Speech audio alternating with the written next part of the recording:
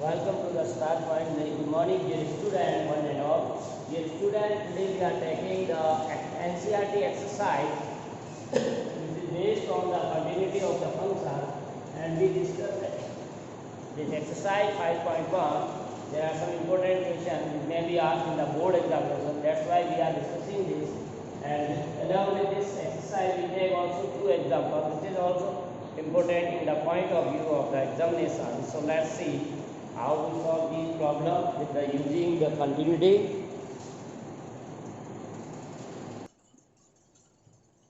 Function हमारा क्या है? f(x) = sin x²। और प्रॉब्लम कह रहा है कि आपको प्रूव करना है कि ये फंक्शन जो दे रखा है वो कंटिन्यूअस है। तो देखिए आपका जो फंक्शन है वो कंपोजिशन है, या f(x) = sin of x²। ये फंक्शन, ये भी फंक्शन है, साइन भी एक फंक्शन है और x² में पॉलिनोमियल। तो ये ट्रिग्नोमेट्रिक फंक्शन है, ये स्क्वायर फंक्शन या polynomial function. So also we see the function is defined for every real number. पहले आपको ये लिखना पड़ेगा v of the f(x) = sin x² is defined for all real. Function defined होना जरूरी है। Then we have to check the continuity of the function. No f may be a composition function, f(x) is a composite function, let f(x) = g of h।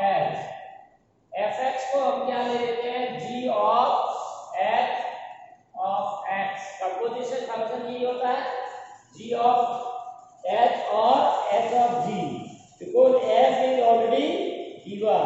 of the two function,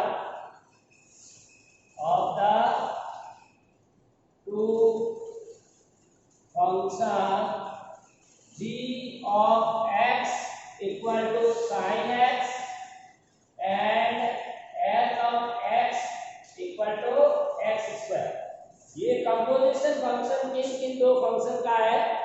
g of x यानी sin x का, और hx है वो x² का। ठीक है ना?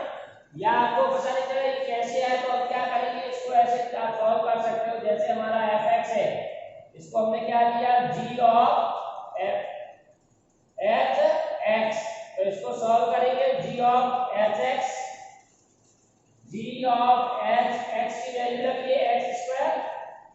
अब g of x क्या है? sin x, लेकिन x की जगह क्या है? x²। तो finally what we get? sin x²। तो ये कंपोजिशन लिखने का तरीका है। f of x जो फंक्शन दे रखा है उसको हम g of hx लिखेंगे। पहले hx की वैल्यू रखेंगे, hx को हमने क्या किया है? x²। तो ये x² आ गया, फिर g of x, ठीक है ना, ये x यानी ये x² आ गया, और g of x क्या है? sin x। तो यहाँ sin, यानी ये जो आप fx है उसको हम क्या लिख सकते हैं? g of x, where g and h are continuous function। g and h are continuous function। अब g और h are continuous function क्यों है? because we already proved, ये आपको जनरल मेथड यूज करना है। already we proved here gx is the function sin x, and we proved theorem that sin x is a continuous function। तो हमने क्या prove किया है? sin x। तो पहले एग्जांपल या थ्योरम भी हमने उसमें किया है कि trigonometric function are continuous for all real. तो यहाँ आपको सिर्फ डायरेक्ट लिखना है, दोबारा प्रूव नहीं करना है। ठीक है ना? g is a continuous function, h is a trigonometric function। आप लिख सकते हैं, डायरेक्ट लिख लीजिए, it is a continuous। hx = x²। x² भी हमने प्रूव किया हुआ है, it is A polynomial function and we prove that every polynomial function is a continuous function for all real. That's why there is no need to prove. तो यहाँ पर आपको ये प्रूव नहीं करना है कि g and x कंटिन्यूस, तो आपको डायरेक्ट लिखना है कि ये दोनों ही कंटिन्यूस फंक्शन है। अब यहाँ पर दो चीजें, पहली का आपने ये लिख दी, दूसरी है जो composition of a continuous function, पीछे थ्योरम की थी अपने लास्ट में, the composition of a continuous function is a continuous. तो g और x दोनों ही कंटिन्यूस है और कंपोजिशन है, तो इनका जो कंपोजिशन फंक्शन होगा दैट इज fx, यानी sin x square equal to continuous. बस ये आपको रिजल्ट यूज करना है, we use only the result. So by theorem, जो अभी लेटेस्ट पढ़ी थी, by theorem we deduce that fx equal to sin x square is continuous, being a composite function, you can say.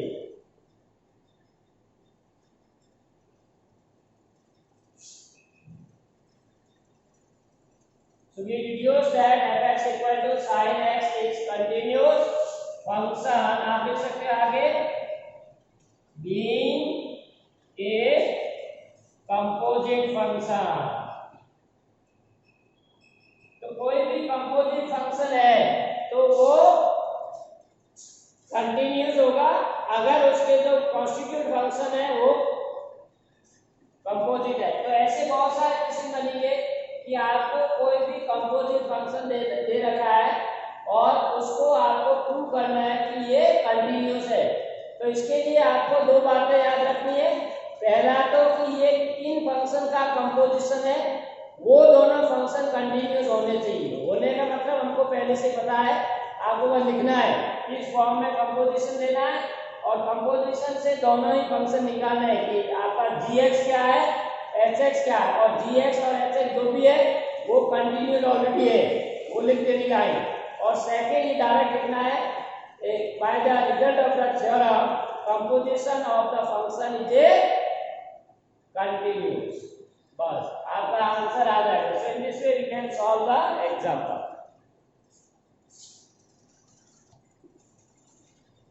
So here we see this is also a composition of a function। हमको कैसे पता चला, जैसे इस modulus के अंदर एक function है और बाहर मॉडुलस, मॉडुलस अपने आप में एक फंक्शन है और ये एक फंक्शन और है, सम और डिफरेंस ऑफ द वेरिएबल।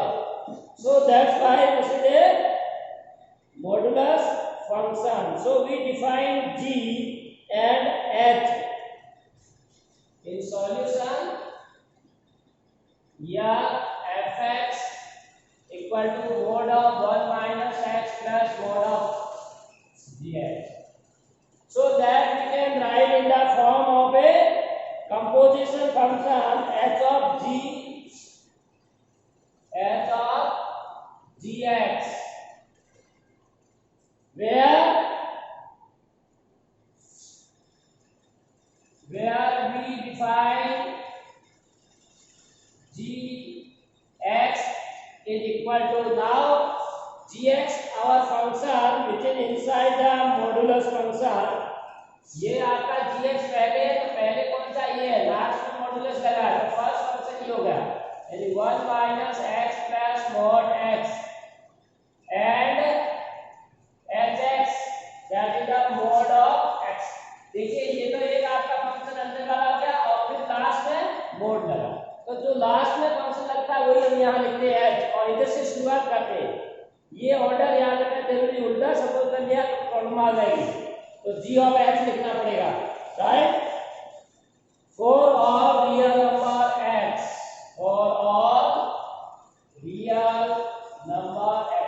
तो सबसे पहले आपको कंपोजिशन में कौन कौन से फंक्शन का कंपोजिशन है ये दोनों अलग अलग करने हैं। After that we have to simplify. अब ये कैसे आया, वापस इन दोनों को मिलाने से ये कैसे आएगा, ये आपको प्रूव करना पड़ेगा। जैसे मैं लिख देता हूं यहाँ h of g of x is equal to h, पहले gx की वैल्यू रखेंगे, gx इज 1 minus h plus mod x, ये अब हमारा x हो पूरा x हो गया h ऑफ x, सपोज ये x है तो h ऑफ x क्या दिया हमने, मोड x, यानी जो भी x मान रहे हैं उसका मोड, तो इसका मोड हो जाएगा मोड ऑफ इस x का, that is 1 minus h plus mode x। तो ये आपका वहां पर फंक्शन क्या आ गया, fx। ये आपको लाइन लिखनी जरूरी है कि आपने कंपोजिशन कैसे दिया या कैसे, तो सपोज ये दो फंक्शन g और f, how we can form the composition of that function, clear? Now as we have seen the that function previous examples and theorem, there are two type of the function, first is the fx and second is gx। दो function हमारे सामने fx, तो fx तो आपका modulus function है and we know that modulus function is a continuous function for all real। You can write here being fx equal to mod x is a modulus function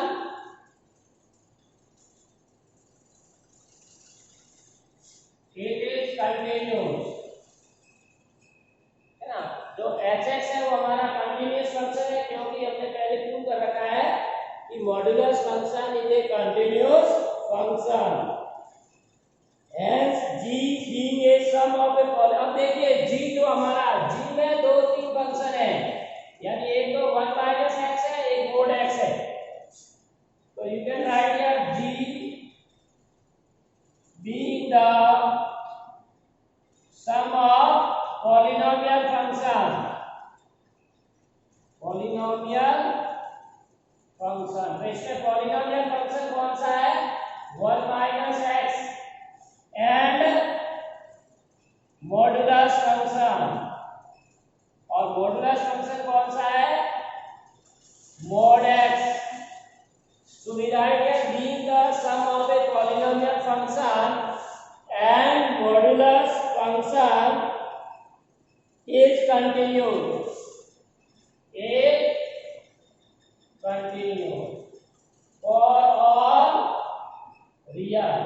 अब देखिए ये जो हम बातें लिख रहे हैं इसके अंदर हम लोगों को पहले से कंफर्म है कि ये फंक्शन कंटिन्यूअस क्यों है, क्योंकि जो gx हमने लिया है वो क्या है, एक तो ये 1 माइनस x पॉलिनोमियल फंक्शन है, और हमने पहले पढ़ा है polynomial function is a continuous function, और ये मोड x है, तो mode x also we know that is continuous function. और एक हमने अलजेब्रा पढ़ा था, algebra of a continuous function, तो ये पॉलिनोमियल फंक्शन हो गया, ये मॉडुलस फंक्शन हो गया, और दोनों ही कंटिन्यूअस है, और कंटिन्यूअस फंक्शन का सम, ये थ्योरम पढ़ी थी algebra, sum of the two continuous function is a continuous function, that's why gx is continuous, correct।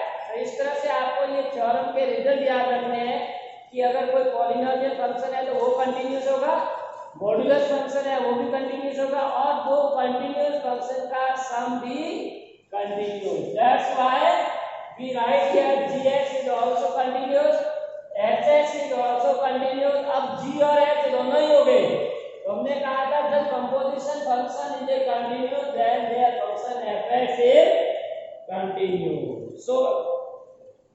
So we can say f being a composite of two continuous functions, hence f being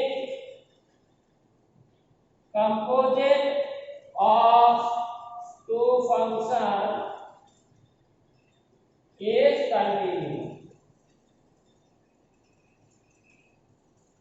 f being a composite of two functions is a continuous। ये theorem पढ़े थे हमने, composite of two continuous function is a continuous function। So in this way we prove this example, which is very important example, ठीक है ना। prove that the function fx equal to 5x minus 3 is continuous at x equal to 0, 3 and 5। तो उस जो example हमने किया है पिछला, उसमें हमने यूज किया एक result every polynomial function is a continuous function. तो आपको ऐसे नहीं लिख देना है। कई बच्चे क्या करते हैं, इसमें भी लिख देते हैं कि सर आपने बोला था कि हमको लिखना है, हम लिख देते हैं। इसमें नहीं लिखना, क्योंकि वो तो हम रिजल्ट किसी में यूज कर रहे हैं, ये खुद को प्रूव करना है, तो इसका थोड़ा सा ध्यान रखना। ऐसे नहीं लिखना है कि सिर्फ given is a polynomial function and we know that polynomial is continuous at every rational number uh real number, that's why it is a continue at x = 0 -3 और 5। बस खत्म कहानी। तो ये आपको स्पेशली प्रूव करना है। अगर इसका रिजल्ट हमको किसी में यूज करना है तो आप डायरेक्ट लेके यूज कर सकते हैं, लेकिन अगर यही क्वेश्चन है हमारा तो आपको अब इसको प्रूव करने के लिए हमने पहले बताया था, इसके एग्जांपल कई दिए। आपको इन पॉइंट्स पे left hand limit, right hand limit या वैल्यू ऑफ द फंक्शन निकालनी, लेकिन लेफ्ट हैंड लिमिट और राइट हैंड लिमिट कहाँ निकालोगे, जहां फंक्शन किसी पॉइंट पे डिफाइन है, पार्टिकुलर पॉइंट पे डिफाइन नहीं रखा है। यहाँ कोई पॉइंट पे डिफाइन नहीं है पार्टिकुलर, यानी x लेस देन 1 है तो क्या है, x ग्रेटर देन 1 है तो क्या है, ऐसा दे रखा है, तो आपको लेफ्ट और राइट निकालनी है। Otherwise directly we have to find the limit. आपको लिमिट निकालनी है और वैल्यू ऑफ द फंक्शन, दो ही चीजें निकालनी है, राइट। सो ये we are given the function solution या fx = 5x - 3। नाउ पहला पार्ट ले लेते हैं at x = 0। Now function is defined for all real here for x = 0। So we have to find the value at x = 0, that is f of 0। सबसे पहले हम function की value निकालते हैं कि इस फंक्शन पे, इस पॉइंट पे फंक्शन की वैल्यू क्या। तो आपको कुछ नहीं करना, फंक्शन में जो दे रखा है वहां x की वैल्यू 0 पुट कर दी, तो 5 × 0 - 3, तो ये माइनस दिया। अब हमको लिमिट निकालनी है, लिमिट x → 0 ऑफ fx। तो लिमिट डायरेक्ट आएगी, लेफ्ट और राइट की निकालनी है। fx कितना हमारा एक ही फंक्शन है 5x - 3। अब लिमिट हटाएंगे, यहाँ x की वैल्यू रख देंगे, तो 5 × 0 - 3 which is -2। So both are equal, value of the function and limit x → 0 fx is -3, so f is continue. तो बहुत आसान है। इसी तरह से आपको at x = 3 निकालना है, तो value of the function at the point 3, 5 × 3 - 3, 15 - 3 that is 12। Now limit, दो ही चीजें निकालनी है, limit and function value. 5 × 3 limit, एक बार फंक्शन लिख दीजिए, फंक्शन हमारा क्या है 5x - 3। अब x की वैल्यू पुट कर दीजिए, 5 × 3 - 3, so that is 12। So finally you get f3 = limit x → 0 fx = 12 and f is continuous. तो इस तरह से फंक्शन को हम कंटिन्यूअस प्रूव कर सकते हैं, राइट। इसी तरह से थर्ड वाला पॉइंट आप कर लेना 5 है, तो यहाँ क्या आ जाएगा 5, जहां जहां मैंने 3 लिखा वहां 5 लिखेंगे, कोई चेंज नहीं करना। यहाँ 5 5 5 × 5 25 - 3 22, यहाँ 5 आ जाएगा, 5 5 5 × 3 5 25 - 3 25, तो f5, ठीक है, डायरेक्ट करना है। तो इसी तरह से आपका सेकंड क्वेश्चन भी एग्जैक्टली सेम है जैसा ये दिया है, कोई चेंज नहीं है। आपको लिमिट निकालनी है फंक्शन के और वैल्यू ऑफ द फंक्शन। अब देखिए थर्ड का क्वेश्चन करते हैं, examine the following function for continuity. So in third we are not given a point, ठीक है ना। अब इसमें आपको कोई भी पॉइंट नहीं दे रखा है, तो आप इसको चेक करना है कि ये फंक्शन किन पॉइंट्स पे कंटिन्यू है। तो first is given fx, so we can say for x = less and it is continuous except at x =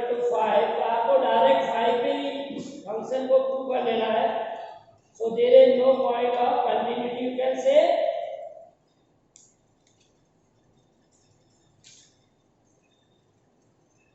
ठीक है ना, आपको 5 पे चेक कर लेना, बाकी तो डायरेक्ट सब पे। तो क्वेश्चन नंबर 3 लिख लीजिए। सेकंड डायरेक्ट आप कर लेना, मैं करा नहीं रहा हूँ, सीधे करना जैसे ये किया है exactly same.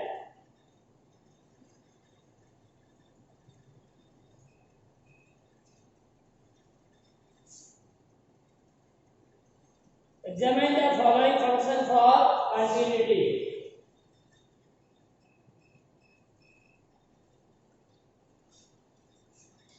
Following function for continuity, मतलब आपको चेक करना है कि इनमें से कौन से फंक्शन किस पॉइंट पे कंटिन्यूस है। First is given at fx equal to a, fx equal to x minus 5. Now this is a polynomial function, so it will be continuous all point, but maybe we check at x equal to 5. आप x equal to 5 पे check कर सकते हो। बाकी जो is a polynomial function is a polynomial function, so it is continuous at x less than 5 or x greater than 5। तो polynomial function को आप देखिए, इसमें कई बच्चे का सर हमने 5 क्यों लिया, क्योंकि यहाँ 5 दे रखा है, ठीक है ना। 5 के अलावा जितने भी रियल नंबर है उन सभी के लिए ये कंटिन्यूस होगा, क्योंकि वहां पर लिमिट की वैल्यू और फंक्शन की वैल्यू सेम होगी। आप चाहे तो इसको भी हमने जैसे पहले प्रोसेस किया था, केस 1, केस 2, केस 3, ठीक है। 5 ले लीजिए, 5 के छोटे नंबर, 5 के बड़े और बराबर, तो छोटे और बड़े में ये हमेशा कंटिन्यूस होगा, इसलिए आप डायरेक्ट भी लाइन भी लिख सकते हो, right. Now we check at x equal to 5। अब हम लोग क्या करेंगे, x इक्वल टू 5 पे, ठीक है, या तो ऐसे लिखिए या लिख दीजिए, और एक्सेप्ट x इक्वल टू 5, ठीक है ना। ये कंटिन्यूस है, x छोटे 5 से बड़े, या एक्सेप्ट x इक्वल टू 5। अब इसकी हम लेफ्ट लिमिट निकालेंगे एट x इक्वल टू 5, ठीक है ना। एट x इक्वल टू 5, ये 5 पे हमने चेक नहीं किया, आप कर रहे, तो पहले तो फंक्शन की वैल्यू निकाल लेंगे, 5 माइनस 5 दैट इज 0। अब इसकी लिमिट निकालिए, ऊपर किया जैसा सेम ये, of fx limit x tends to 5 function x minus 5, so 5 minus 5 which is 0। So again here also we get f5 equal to limit x tends to 5 of fx equal to 0, so we can say f is continuous, hence f is continuous at all real number और there is no point of discontinuity। ये भी आप लिख सकते हो कि यहाँ पे कोई भी पॉइंट ऑफ डिसकंटिन्यूटी नहीं है, राइट। इसी तरह से आपका बी पार्ट भी है, क्लियर। बी पार्ट में क्या है, fx इक्वल टू, बस डिनोमिनेटर में दे रखा है 1/x minus 5, तो same method we can use, clear. ये define if x minus 5 not equal to 0। अब ये फंक्शन किन पॉइंट के लिए डिफाइन होगा, if defined at all real except x minus 5 not equal to 0। ये फंक्शन 1/x minus 5 है, डिनोमिनेटर में 0 नहीं आना चाहिए, अगर 0 आ गया तो फंक्शन डिफाइन ही नहीं होगा, और जब डिफाइन नहीं होगा उस पॉइंट पे हम चेक नहीं करते। So this function is defined all real number except x minus 5 not equal to 0 or x equal to 0, except x equal to 0 or x equal to 5. So this function is defined for all except x equal to 5. 5 पे ये define नहीं है, तो जब 5 पे define नहीं है बाकी पॉइंट पे डिफाइन है। All real number may be less than 5 or greater than 5. So for x less than 5 and x greater than 5, fx is a rational function. So for all points x greater than 5 and x less than 5 being a rational function, it is continuous. ये function continuous क्यों है? क्योंकि rational है, px by qx, and we know that rational function is a continuous function. So except x equal to 5 it is a continuous. तो इस तरह से ये आपको सॉल्व करना है। अब c देखिए, c में भी हम लोगों को दे रखा है c पार्ट। देखिए fx equal to x square, ये भी रैशनल फंक्शन है, x square minus 25 upon x plus 5, ये एक्स प्लस 5 दे रखा है, is defined if x plus 5 is not equal to 0, is defined at x plus at all real number except x plus 5 not equal to 0, so equal to 0, so x equal to minus 5, तो x equal to minus 5 की function define नहीं है, so we cannot check its continuity at x equal to minus 5. So for x less than minus 5 and x greater than minus 5, fx is a rational function, so it is a continuous. So for x greater than minus 5 or x less than minus 5, fx is rational function as it is a continuous function. तो इस तरह से आप language use कर सकते हो। इन छोटे छोटे क्वेश्चन में आपको बस पॉइंट याद रखना है, इन पॉइंट से आप लोग तो कर सकते हैं, ठीक है ना।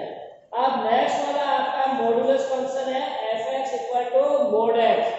तो mod x में भी आपको दो तरह से डिफाइन करना पड़ेगा by the definition of the modulus function, clear. So fx equal to, ये जैसे दे रखा है fx equal to mod of x minus 5, we have to check either this is a continuous function or not. Now you can say for x less than minus 5 it will be negative, so we consider it as a negative, and for x greater than 5 it will be positive. So for both we have to take separate the existence of the continuous of the function. So later on we see this. This is all about today's class. Thanks for watching. Have a nice day.